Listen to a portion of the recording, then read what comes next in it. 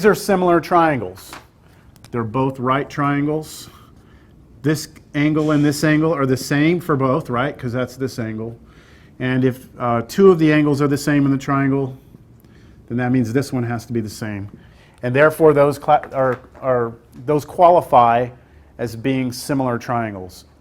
And what's nice about similar triangles is that the ratio of the sides are equal.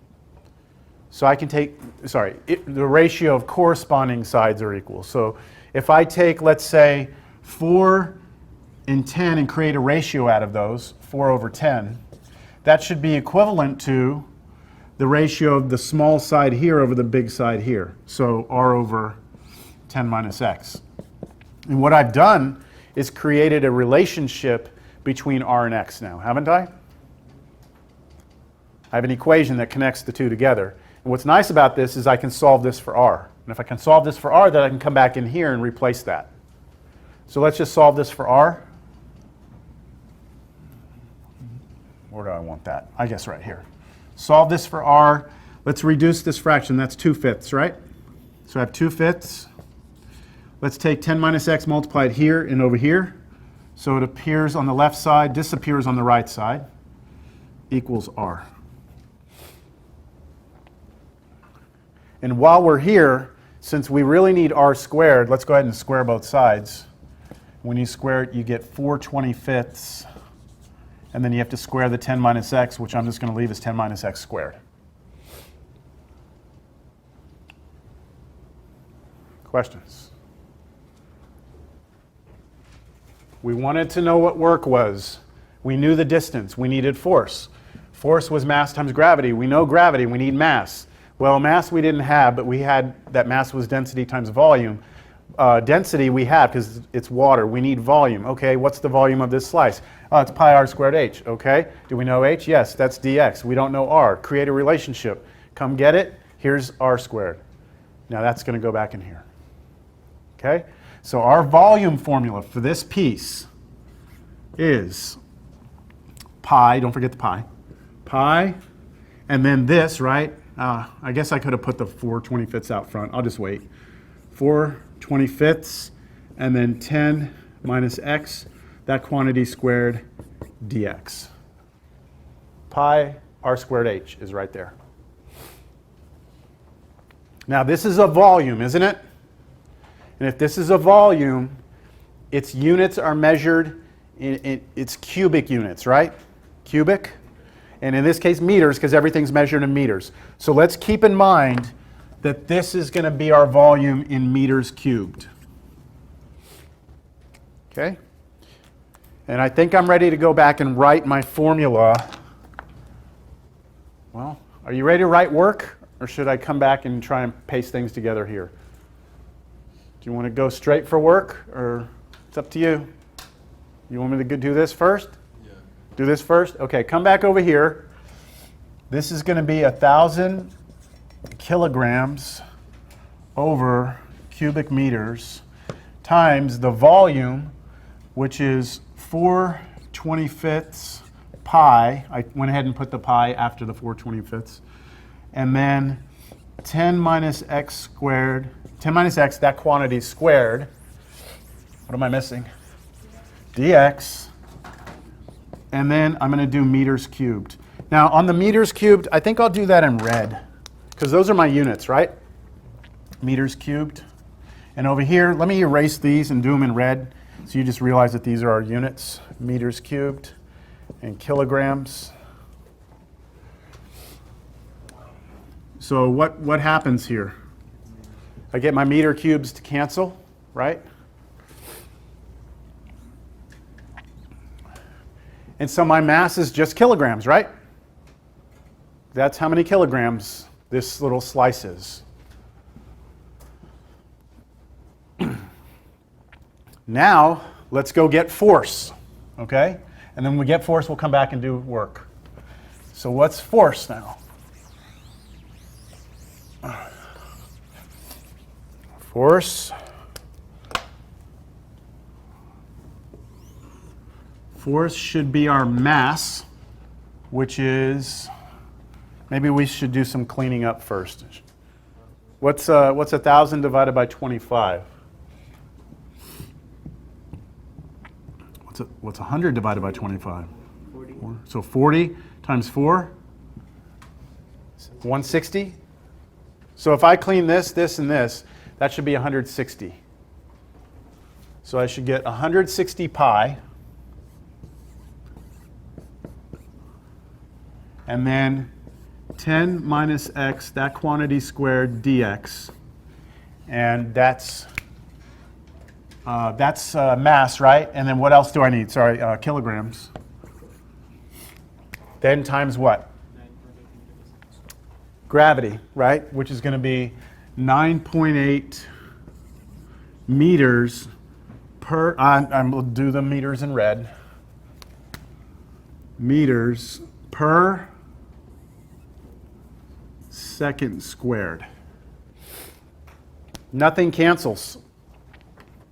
Nothing cancels, right? That's my force. Does anyone know what one of the common measurements of force is? A Newton. And a Newton is a kilogram meter per second squared. 1 Newton is a kilogram meter per second squared. So that's why we're getting those units in there. I could just erase all these reds and put newtons. All right, so everything's looking okay now? Yes, yes. The only thing left is to figure out what work is, and the work is the force times the displacement, or the distance. Here's force, right? That's force. And distance is x, isn't it? So if I take this and multiply by x, I could have 160 pi. Let me go ahead and throw the x in right there. And then 10 minus x, that quantity squared dx. Then I have kilograms. I have the 9.8 meters per second squared, right? Now I'm missing something here. When I put in x, this was a measurement of a length, right? So this is x meters. How is that going to change things here? I'm going to have meters squared here. And this kilogram meter squared per second squared, that's the standard unit for work, and that's joules. 1 joule is measured in kilogram meter squared per second squared. All right, somebody on their calculator real quick, give me 160 times 9.8.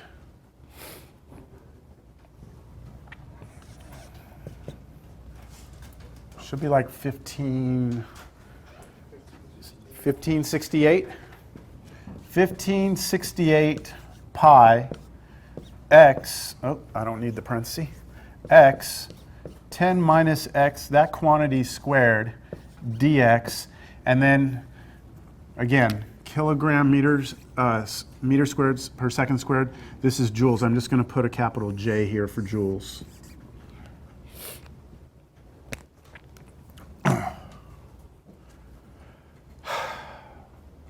So what is that formula?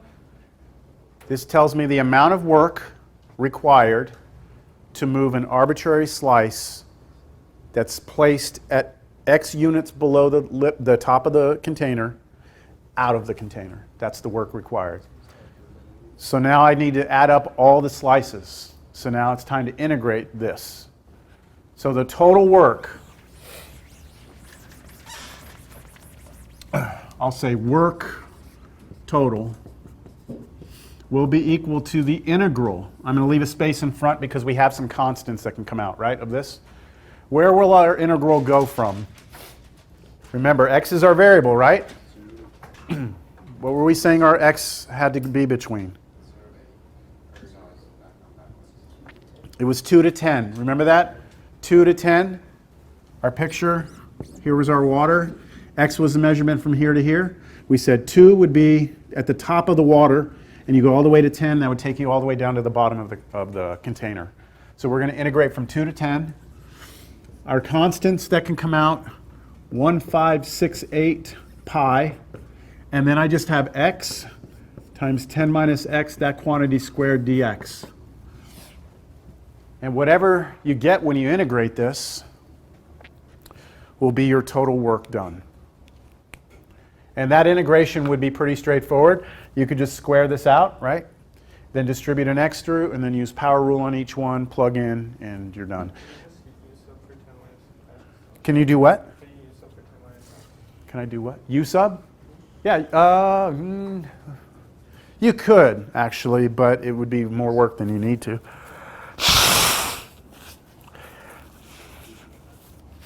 Okay? This example came directly out of the book.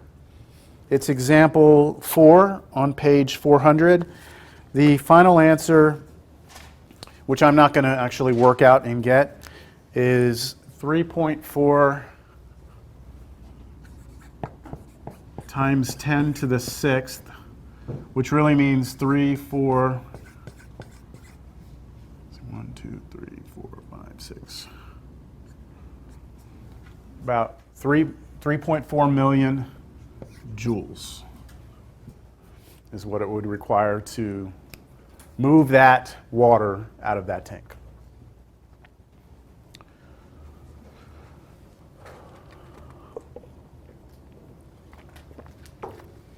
So as you can see, each problem presents its own unique situation. You have to bring out the geometry, work with the formulas, and try and come up with just one little formula for one little sliver, and then take your integral and you're in business. What do y'all think of that one? Kind of interesting, huh? You want to do physics? No? No.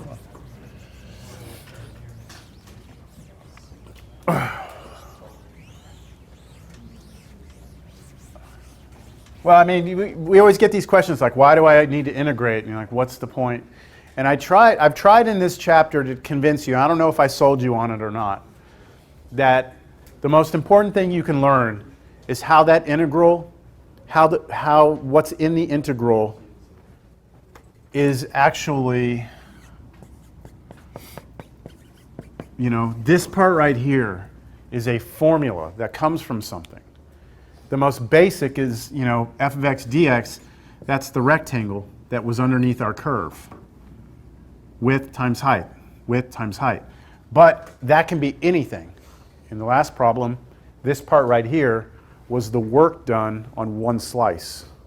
So if you can kind of understand that concept, then I think it makes these things a little easier to visualize. All right, you ready to move on? All right, we're going to get into chapter 8. Y'all excited? So what have y'all heard about chapter 8? It's usually, and I apologize, I'm up here like blowing my nose, but the other option is we cancel class. And I know you don't want that. So chapter 8 is some fun stuff. Yeah, that's what you've heard? Don't be scared of it. It's just going to be new for most people. So I'd like to ask you real quick, what is, let's say I define a function, f of x equals natural log of x plus 5.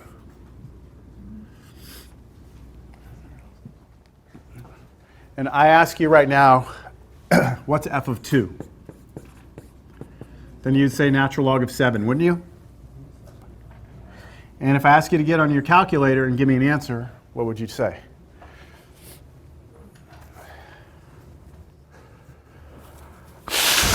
Go ahead. What's your calculator say? What's natural log of 7? 1.95? Wait. 9.46? Keep going. Yeah, keep going. Okay. 45, 91, 01, 49. There's probably more, right? Your calculator gave up at some point and said, you know what, I'm just going to stop because you probably are happy with just the first few here. Is there a reason the L is small in the group, but it's like small? That's the way I write. The question was, why is the L, like I should write natural log like this, maybe? No, I just Or wondering why the capital N is smaller than the lowercase. I don't know. That's just the way I write it, man. I don't know. I've always done that. Yeah, so whatever. That's natural log, though. What happened with your calculator? How did your calculator get 1.945910149? A similar question would be, if I define a function f of x equals sine x, and I ask you what's f of 2, then what's sine of 2?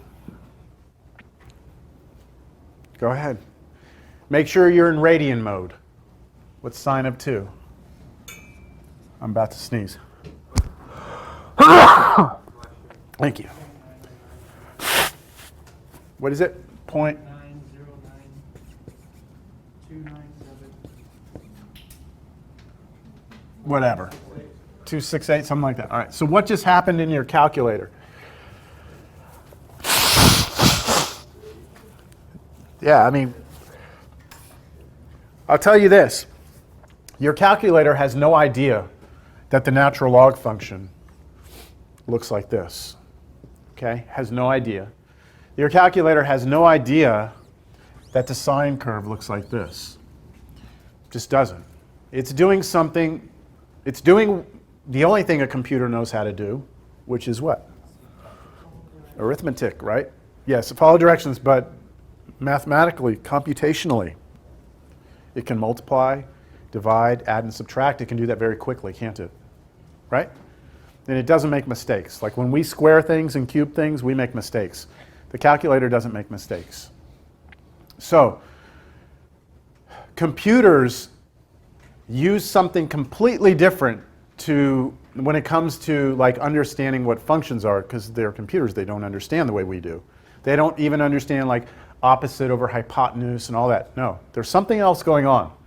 So here's my attempt to kind of show you the value of this chapter 8 and what we're trying to build up to. So I'm going to do this with a picture.